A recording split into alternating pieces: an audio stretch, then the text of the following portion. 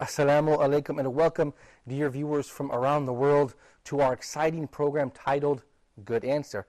I'm your host Malik, and I'm joined by the Imam of America, the founder of Guide Us TV. He needs no further introduction. I think you know who I'm talking about, Sheikh Yousef Estes. Assalamu alaikum, Sheikh Yousef. Assalamu alaikum, Malik. It's truly an honor and a pleasure to be here with you. Thank you. It's great to be here again. Excellent, Sheikh. And we also have our studio audience. Look at these handsome guys. Assalamu alaikum. Assalamu alaikum, guys. All right. Thank you guys for joining us. We appreciate it.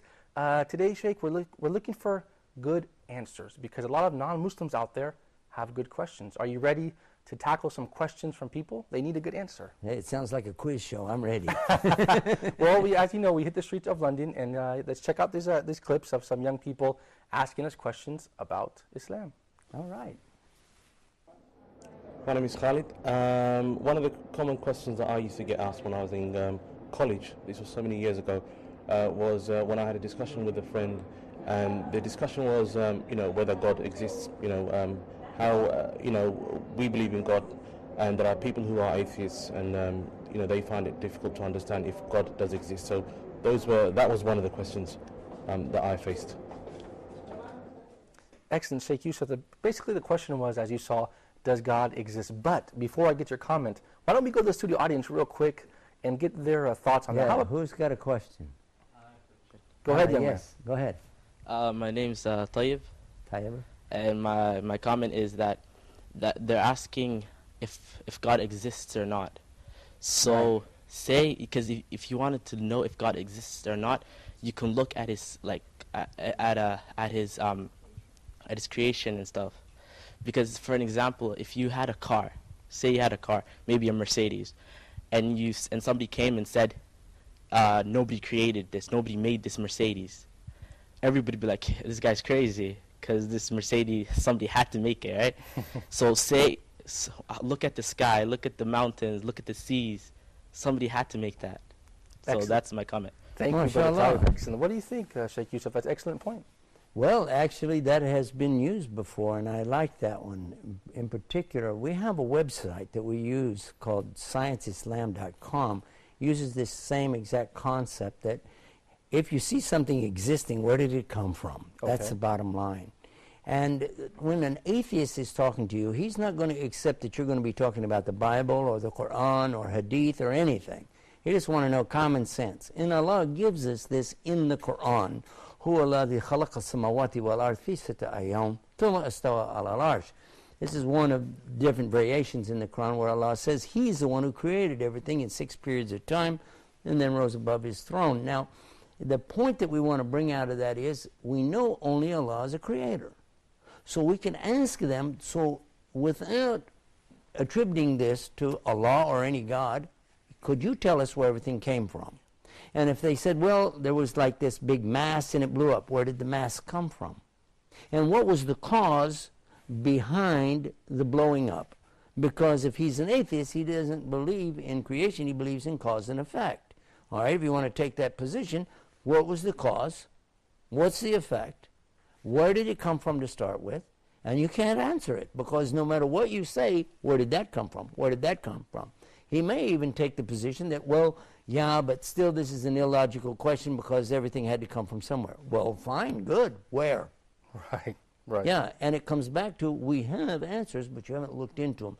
I invite them to go to the website. ScienceInIslam.com. ScienceIslam.com, and check out a lot of the information we have there, especially with regard to embryology, geology, astronomy, and these things in the Quran which have been mentioned over 1,400 years ago. But here's one that it's not necessarily just about the existence of God, but it's to prove that Islam has the correct position on all these subjects, is the prophecy mentioned in Quran that I doubt anybody could even imagine. And this is in Quran when Allah is talking about something that happened before Muhammad ﷺ and a result which will happen after he's gone. And that's when Allah subhanahu wa ta'ala talks about the drowning of Pharaoh at the time of Musa alayhi salam, many centuries before Muhammad sallallahu alaihi wasallam. True? True, very so true. Here's the drowning of Pharaoh, and Allah says we will preserve him in his body as a sign for all times. And since that time, his body has been discovered and put on display, on tour around, and I've seen it, as a matter of fact, at the Chicago Museum, and there's his body, and they say that he died of drowning. That's right. That's absolutely right, Sheikh. So- I believe he's here in Cairo, actually, and they even, a French doctor looked at him and said, this man died of drowning. Dr. Maurice Bucaille, Very exactly in his book on this subject, Bible, Quran, and Science. But anyway, to come back to it, what is the proof God exists? First and foremost is, how did everything come about? If you accept that we are here, how did we get here? Where did intelligence come from? Where does reason come from? Where does right and wrong, morality come from? Why these concepts? And then listen to this one. Every language since the beginning of recorded history contains a word for God. Now there's one particular language that has between 100 and 200 words only. Still it had a word for God. Now if every language since time immemorial has this word for God, why? Why do humans have this word for God if he doesn't exist? And it's actually proof against them when they say, I don't believe in God. But if you don't believe there's a God, why did you say the statement? Why don't you just say, I believe whatever you believe? And you can't, because you're stuck. You have to say what you don't believe in. So you're acknowledging the existence of something by saying that you don't believe in it. Right, right. But Sheikh Yousef, the atheists always have this argument. They say, prove to me God exists. I want concrete proof. And what you're saying is, the fact that we are here should be evidence one, enough. But I'm going to ask a question. This is one of my favorite things to do, guys. Listen to this. Somebody come to you with any kind of a question, and I'm going to say to them, yes, in Islam we have the truth, we have the proof, we're ready to deal with your question, but first of all, what is going to be your response to the question? Why are you asking? Why do you want to know? Are you serious? Do you really want a good answer? Because if you get that good answer, is it going to change your life? Are you going to be ready to make a new you? Right. Are you going to be ready to make a move to something better? Right, because oftentimes what you're saying is people are not sincere. Maybe they just want to have a philosophical debate. So it's important to clarify what their intentions are in the beginning. You know, I want to know if I'm wasting his time or mine. Right. And Right, you of just course. real quick, if he just wants a fast answer and he doesn't care, Right. then the fact that we're here and exists proves there's something, doesn't it? Of course. If you want to know more, let me know. Bye. Or if they want to take it to another level, yes, we're most ready to go into this in depth, and hopefully these answers, these good answers that we're coming up with, are going to bring all of us in a better position with truth and understanding. Make sense? And indeed, Sheikh, that was a good answer. And I think being from the United States, you face this question a lot from people. Prove to me, does God exist? Does God exist? I think it's part of the Western mindset. I think it's critical, and it wants concrete proof. And of course, go ahead. Well, one of the things I usually deal with when I'm giving this information to people is their personality. Are they really serious? I'm trying to see if he's serious about what he's talking about. Because when he's had some basic information provided that he didn't have before, all right, then we're going to say to him, if you really want to test this particular one, there's the best test in the world. Go inside your own heart. You don't have to move your lips. In your own heart, just say this, oh God, if you exist, guide me. And if you're sincere, you'll be able to prove your point right away. Because either guidance will come or it won't. If you don't get any guidance, well, fine. But if you do, that proves it. Simple as that. Sheikh Yousef, you accepted Islam many years ago. Over your time as a Muslim, how many people have asked you that question, does God exist? And how many people have entered Islam as a result of a good answer? That number, I don't know. There are a lot, but I remember the first one. Me. I want to know, is there me a as God? well, yeah, right. And I had a good answer come to me. Exactly what we're talking about. The same question that Tayyip answered himself, that you see something existing, don't you know it came from somewhere? You know, just going down the street, you don't say, I deny that came from anywhere, it just popped up. Well, no, for instance, here's another one, Tayyip, maybe you heard this one. You have a glass of water or something like this, right? Drop it on the cement. Just drop it. What will happen? It'll break into a lot of pieces, right? But it would never fall down and make small little glasses, or change the content or something like that. It won't turn into Coca-Cola. No, it's not going to happen. Right. Also, another point. If you see a tornado, hurricane, or a tsunami, something like this, May Allah save us from that. But it goes through a junkyard or a trash yard, picks up all these metal things, old cars, refrigerators, stoves, and metal, throw it up in the air, and then it comes down and makes a brand new Mercedes or Rolls Royce with a motor running. Come on, give me a break. You know that doesn't exist, right? So where did it come from? And the universe itself is far more intricate. It is far more detailed. You cannot even begin to explain. We cannot create the wing of a fly. We cannot create a living thing. Listen to this. I read this in one of the science books. We cannot even create one simple molecule of protein. SubhanAllah. One. And it's impossible for it to accidentally come about in the universe. Protein cannot come about as an accident, collisions in the universe. Therefore, when we see all the protein running around, human beings are made out of it, life is made out of it, where did it all come from? That's indeed a good answer and a simple answer. It seems very straightforward and clear. So why then have so many Americans and Europeans, particularly, why are they hung up on this question, does God exist? I was hung up on it myself for many years. Well, then you're probably familiar with the feeling that goes along with it. Because the problem is coming, I think, from a lot of people's perception of who God is or isn't. Because when you look at what some people claim is God, then you don't want to believe that that's real. If somebody told you God is a man walking around on the earth, he has to hide himself from problems, you're like, forget about it. I don't need that.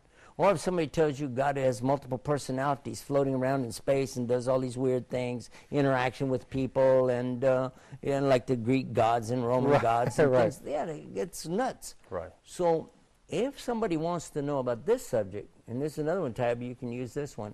Our website's called godallah.com. Here we give the description of the God that we know of as Allah and how he is never like anything in the creation. All the creation depends on him, but he doesn't need the creation. He is so absolute in all of his attributes that all of his names are the, such as he's merciful. No, he's the merciful. And we say love. No, we don't say God is love. We say he's the loving. It means it's eternally ongoing. Al-Wadud. All of his names are a proof of what he is and what he does. This is not available in other religions, by the way. And that is why you will find so many problems when you look at what is the belief of the Hindu God, the Buddhist gods. In Buddhism, you are the God yourself, basically. And in Christianity, where Jesus is the Son, the God, and the Spirit, and the whole bit at the same time. All these things are confusing. Simple and straightforward. God created everything. He gave life. He takes life. And all of us are going to be returned to him on the day of judgment. That's it. And that's the bottom line. That's indeed a good answer. You guys stay tuned for more Good Answer with our beloved Sheikh Yousef Estes. We'll be right back. Assalamu alaikum and welcome back to our exciting series titled Good Answer. I'm your host Malik, and of course I am joined by the Imam of America, the founder of Huda TV. He needs no further introduction. I'm very happy to be with him, Sheikh Yousef Estes. Thank you for staying with us, Sheikh Yousef. Assalamu alaikum. It's alaikum salam. It's an honor and pleasure to be with you. In the first segment, we had a tough question. It was a good question, but you had a good answer. The question was, does God exist? And you gave him a good answer. We established, didn't we, that God does exist. Well, I think if somebody's reasonable, they'd have to at least explore the possibilities of what we're talking about and take it to another level. The next thing that probably they want to say, well, tell me more about the God. That should be the next question if the person is reasonable, like you said. They want to know more about what it is we believe, about this intelligence behind the design. They use that expression, ID, intelligent design. Now, scientists are even saying this. There's some intelligent design. Where did it come from? So if they want to ask, well, maybe we could ask the brothers with us and our audience. Let's check it out. Assalamu alaikum, my name is Abdullah. How do our belief differ from other religions? That's an excellent question, Brother Abdullah. Do you have a good answer, Sheikh? How do our beliefs in God differ from beliefs of other gods and other religions? Well, first and foremost, the pristine belief in Islam is so crystal clear that it was the most important and impressive factor that helped me make this decision to get into Islam. That there is really a uniqueness of God to the level that in the Arabic language, his name is uniquely one. That's the name, uniquely one, ahad. In Arabic, you have wahid, which means one. Ithna, thalatha, arba, khams, like this when you're counting. But that first nun, wahid, there's another word, ahad. And ahad doesn't have two that comes after it. You don't have that in English, so you can't really say it. That's why when people translate it to English, they say, He is Allah, He is the one. But actually it's, say He is Allah, uniquely and absolutely one. You know, you just can't, even then you're not getting the essence of ahad. Now what that means, besides the etymology of the word, that you have an understanding that there is nothing in the creation at all that could possibly resemble or be like Allah in any way. The creation is very dependent on many different things. Every part of the creation depends on something else in the creation. Even gravitational pulls between planets, moons, satellites, etc. But when it comes to Allah, He has no dependency, while the entire universe is dependent on Him for sustenance, movement, and continuation from now on. And that name is also in the same verse, As-Samad. Qul huwa Allahu ahad, Allahu samad. Uniquely, totally different. Then it goes on to say, Lam, not Yalid. He's not the son of anybody. Well, Lam, and not Yulad. Not the father, not the son, not the progenitor. There is no relationship of God to human beings in any capacity. Then it even goes a step further, وَلَمْ يَكُنْ لَهُ كُفُوًا أَحَدٌ. There is nothing like unto Him. He is, again, uniquely one. It's interesting because you do find remnants of this in the Bible, even though it'll cross itself up at some point and almost sound contradictory. And when it refers to this in the book of Numbers, chapter 23, verse 19, God is not a man. God is not the son of man. Yet in other verses, going all the way back to Genesis, you find sons of God. Then you start wondering, how does that work? Well, in the Quran, you don't have that problem. It never comes up with this comparison of the deity, the one worshipped, to be anything like that's created. And can I sum it up by maybe saying it like this? We have a bumper sticker for Guidus TV, and it says right on it, worship the Creator, not the creation. Excellent. Simple as that. Well, good, excellent point, well said. A good answer again, Sheikh Yousef. You've established very clearly that in Islam we know that that God exists and that there is only one God. Mm-hmm. What about other religions, like the brother Abdullah asked, maybe Hindus, Christians, Buddhists? They say, okay, we agree God exists, but God is in Malik, God is in Sheikh Yousef, God is in this table. How do we combat, how can we dialogue with these people? This actually is something in Islam called shirk. That is to associate a partner with Allah by worshiping something that's tangible in front of you, something you can imagine, something that's like something else. And this is well known to be the case in almost every single religion except Islam. To have that pure, pristine belief that God is so uniquely different and one and apart from His creation, not residing within, nor, and this is another point of what you're bringing up, nor is there anything that you can go through in this to get to Him. This is our belief, that if you want to contact God directly, you must do so through your heart, through your mind, but not through something with your hands or your feet or anything like this. It is a personal relationship you can have with Him as long as you don't put an intermediary between you and Him. Now, some people, they will worship something. They will look to something to solve their problems.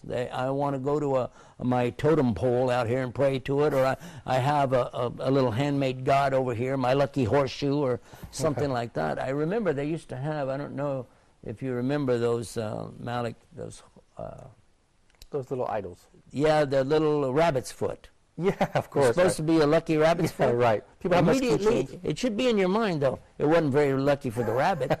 I mean, he's on crutches. Yeah, right. Where's my foot, you know? Yeah, of course.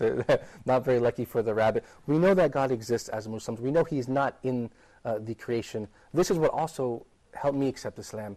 Do you think when you have someone ask you, does God exist, if you can get them to acknowledge the fact that God exists and that He's not in the creation, He's already one step closer to Islam? I think that's a very big step, actually. Now, Dr. Zakir Naik, we love him very much, he said that the atheist, for him, is closer. And I said, how in the world? Because I always think Christians are closest to us in belief. Right. He said, no, because an atheist will say there is no God. He said that's the first half of the statement. There is no God except Allah. Yeah, right. He said they got that firm. There is no God. Nowhere, no time, no place, no how, except the only God who is not having a place here in this creation, who is not existing like that. So if you can just have enough time to capture their mind long enough to explain, we never had those ideas in Islam. This is not Islam to say that God has something to do with the creation other than He's the creator, He's the sustainer, He is the one who's having mercy on it, taking care of it. Yes. Of course. And He never grows weary of that. He doesn't rest. He doesn't sleep. He doesn't need. Right. He's totally independent. In fact, everything that we have comes from Him, even our knowledge. And He says in the Quran, يَنَامُ مَا بَيْنَ أَيْدِهِمْ وَمَا خَلْفَهُمْ وَلَا يُحِيطُونَ بِشَيْءٍ مِنْ عِلْمِهِ إِلَّا بِمَا شَاءَ. And the meaning behind that, more or less, in Ayatul Kursi is that He has full knowledge of everything. Up, down, around, all aspects of knowledge is all His. Because He knows everything. And you don't have any knowledge, except He gave it to you. And by the way, He can take it back whenever He wants to. As we find as people, excellent point.